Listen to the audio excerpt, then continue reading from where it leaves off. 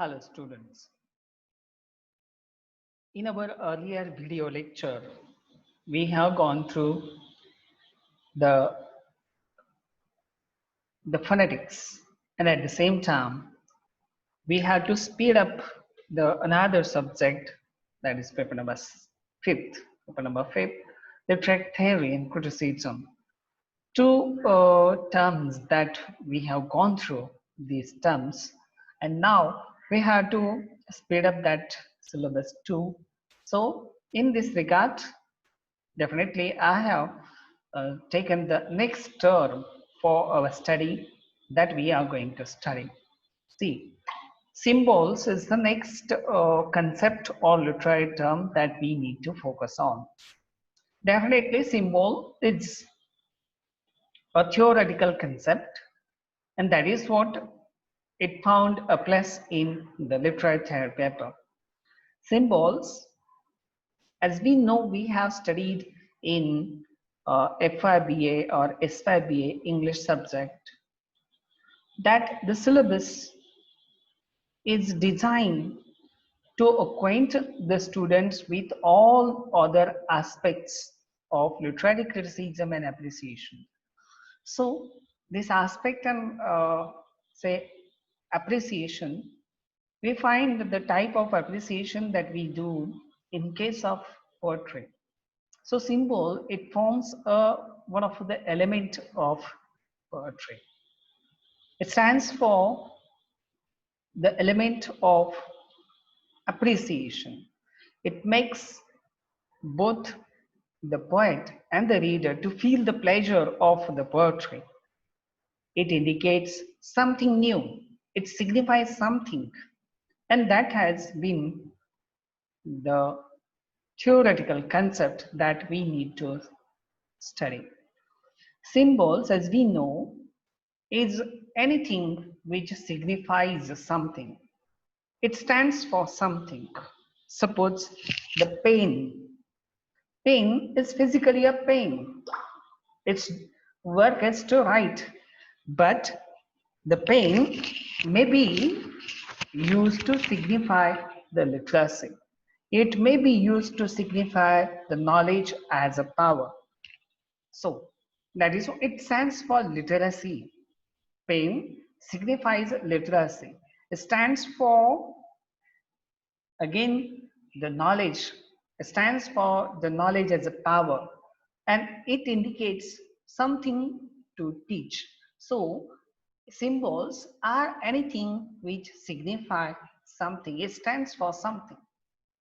Suppose in our day-to-day life, conventional, say, our so-called rituals, they stand for something. And all that we need to think about in a symbol. See, so a symbol may be anything that signifies something. In the sense, it may be a word. The word may be used to signify something. Suppose the word itself, rose, R-O-S-E, but it stands for the physical rose that you see in the garden, okay, red rose, okay. So word, there is no rose in the word, but rose, R-O-S-E, stands for the rose in the nature, in the garden. Again, it stands for something different one. So the word may be called as symbol because words are used to signify the object. Suppose table. Table stands for T-A-B-L-E, but it stands for the surface, stands for the surface, and it's a legs. We know 4 legs, something. Okay, chair, it stands for chair. It never indicates the table because chair is different to sit on with 4 legs and with hand rest. So like this, we have definitely the variety. So the word signifies.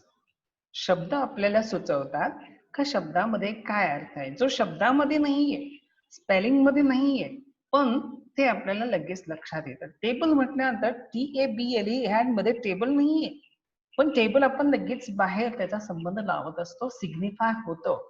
आणि म्हणून असे सर्व शब्द जर आपण विचारात घेतले, वस्तूंना घेतले, ऑब्जेक्टला घेतले, इव्हेंट्सला घेतले, तर हे शब्द काहीतरी सिग्निफाय करत असतात, इंडिकेट करत असतात. And that is what we have the symbols. असे सिम्बॉल्स ज्याचे आपण जनरली बघितलं तर दोन प्रकार पडतात. हे त्यामध्ये पहिला आहे कन्व्हेन्शनल आणि दुसरा आहे public symbols.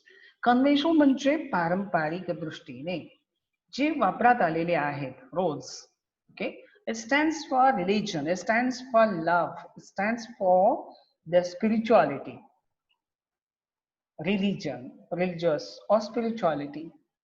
Public, see, public means they are everywhere. Okay, so such as type of so-called symbols are used. Okay, they have their own significance. Okay, or we may have private symbols or personal symbols. These are very much related to the privacy, private knowledge of the poet or private knowledge of the person. The the poet or the man or the person uses his own deeper knowledge, his emotional relevance to that particular object. That is what it signifies something. So in the sense, when we study and compare these conventional and private symbols, conventional symbols are very easy to recognize and very easy to definitely uh, tell. But private symbols are private. They are related to their own consciousness, deep knowledge, and emotional relevance. So the poet used his own ideas, his own emotions to relate with the thought, to relate with the object, or to express his.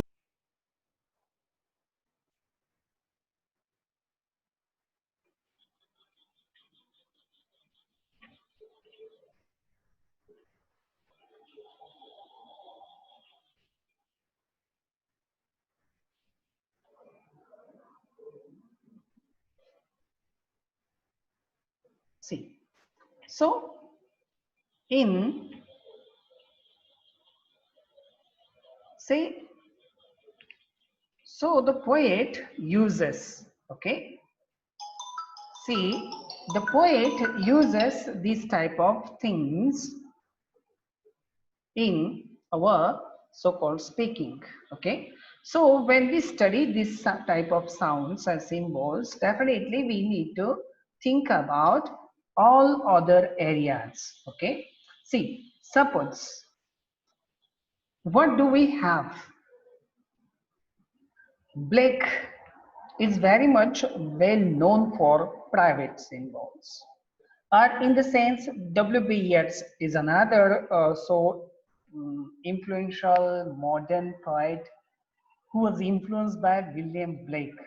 So, William Butler Yeats used his own knowledge, his own emotional relevance to the private symbols, or say he associated his deeper personal private meaning with the symbols.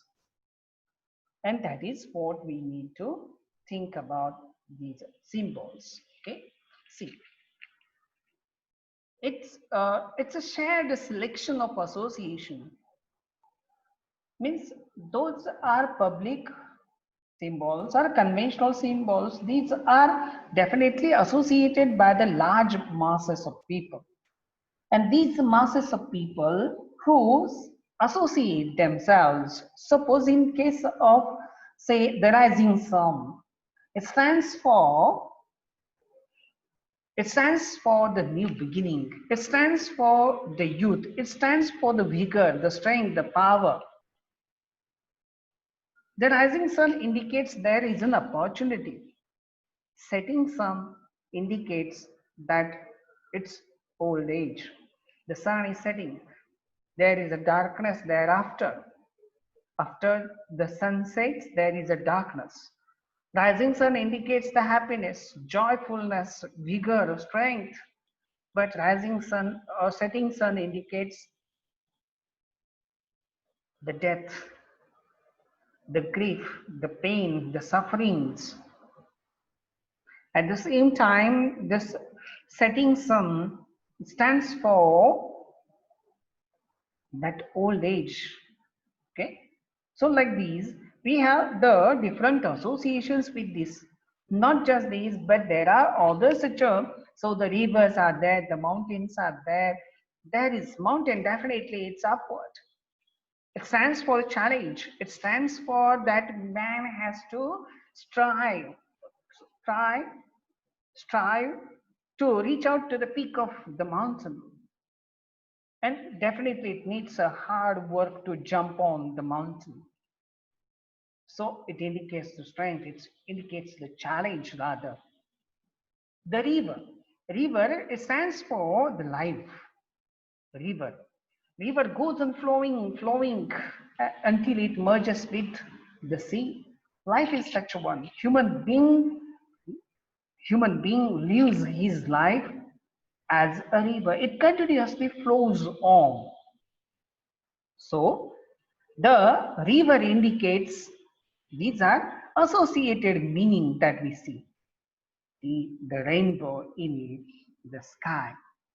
The rainbow in the sky, the different times of the day, different seasons of the year, and at the same time, the varied changes that we see in the nature are very symbolical, extremely symbolical. Autumn is there, spring is there. They indicate something. Summer season indicates something. Winter season stands for grief, pain, suffering, because there everything is frozen. Summer season it stands for the dryness, the sap has gone down, the the joy, the happiness has gone down. So summer season indicates in this sense. Another poem, it's very famous poem. It's extremely symbolical. Rose in Robert Burns' Rose poem. Okay. Oh, my love is like a red rose. See? This is my love is like a red rose. Red rose is epitome of love.